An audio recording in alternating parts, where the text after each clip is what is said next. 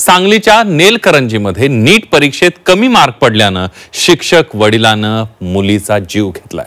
सराव परीक्षेत कमी गुण मिळाल्यानं वडिलांनी जीव जाईपर्यंत मारहाण केली, ज्यामध्ये मुलीचा मृत्यू झालाय। या घटनेनं सांगली जिल्हा हादरून गेलाय।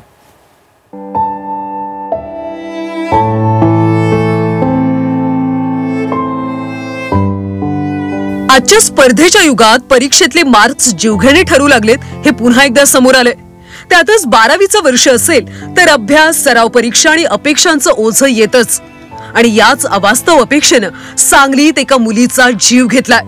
दुसरं तिसरं कुणी नाही तर जन्मदात्या वडिलांनंच 17 वर्षीय मुलीला मारून टाकलं। सराव परीक्षेत कमी गुण मिळाल्यानं शिक्षक वडिलांनी लाकडी खुंट्यानं पोटच्या मुलीला बेदम मारहाण केली। यात मुलीनं जीवच सोडला। या घटनेनं सांगलीसह महाराष्ट्र सुन्न झाला। आटपाडीच्या नेलकरंजी इथं धोंडीराम भोसले यांचं कुटुंब राहतं। धोंडीराम भोसले हे नेलकरंजी मधल्या एका शाळेमध्ये शिक्षक म्हणून कार्यरत आहेत। त्यांची मुलगी साधना 10वी मध्ये 92.60% उत्तीर्ण होऊन सध्या नीटचा अभ्यास करत होती। वैद्यकीय प्रवेशासाठी गरजेची असणाऱ्या नीट परीक्षेचा सराव देखील तिने सुरू केला होता।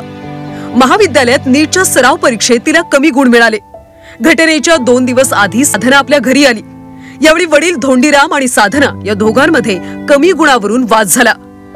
भांडणात तुम्हाला देखील कमी गुण मिळत होते, तुम्ही कुठे कलेक्टर झाला, शिक्षकच झाला ना, असं साधनानं म्हटलं। यावेळी राग अनावर झाल्यानं धोंडीरामनं जात्यावरच्या लाकडी खुंट्यानं बेदम मारहाण केली। यावेळी साधनाच्या आईनं अडवण्याचा देखील प्रयत्न केला।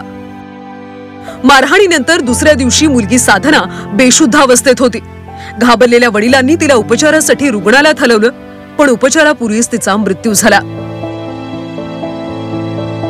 मुलीच्या मृत्यूनंतर साधनाची आई आणि संपूर्ण कुटुंबच हादरून गेलं। अखेर साधनाची आई प्रीती भोसलेनं हिम्मत करून आटपाडी पोलीस ठाण्यामध्ये पती धोंडीराम भोसलेच्या विरोधात गुन्हा दाखल केला।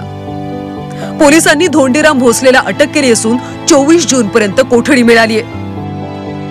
तिचे पती धोंडीराम भोसले हिने कॉलेजमध्ये टेस्टमध्ये कमी मार्क मिळाल्यामुळे मारहाण केली। त्यानंतर तिला हॉस्पिटलमध्ये उशपण हॉस्पिटलमध्ये सांगली येथे उपचारखान्यात दाखल केले। उपचार चालू असताना ती मयत झाली। त्यावरून प्रीती भोसले यांनी फिर्याद दिल्यावरून आरोपी धोंडीराम भोसले याच्या विरुद्ध भारतीय न्याय संहिता कलम 103(1) व ज्युव्हेनाइल जस्टिस ऍक्ट प्रमाणे गुन्हा दाखल करून आरोपीस गुन्ह्यात अटक केली आहे। गुण मिळवण्यासाठी वाढलेली स्पर्धा आणि त्याला जोडली जाणारी प्रतिष्ठा यामुळेच धोंडीराम भोसलेनं स्वतःच्या मुलीला जीवे मारण्यापर्यंत टोकाचं पाऊल उचलल्याचं तज्ञांचं निरीक्षण आहे। जर मॅनेजमेंट जर वडिलांना किंवा पालकांना किंवा कुठल्याच व्यक्तीला करता येत नसेल तर एखादी व्यक्ती ही हकनाक बळी जाते, त्याचं हे उत्तम उदाहरण आहे। आणि त्याच्यासाठी म्हणून मुलांमध्ये न्यूनगंड निर्माण होईल असं वर्तन पालकांनी करायला नाही पाहिजे। न्यूनगंड निर्माण झाला तर ते डिप्रेशनकडे घेऊन जातं, अँझायटीकडे घेऊन जातं, म्हणजे काळजी विकृती आणि निराशा विकृतीकडे घेऊन जातं।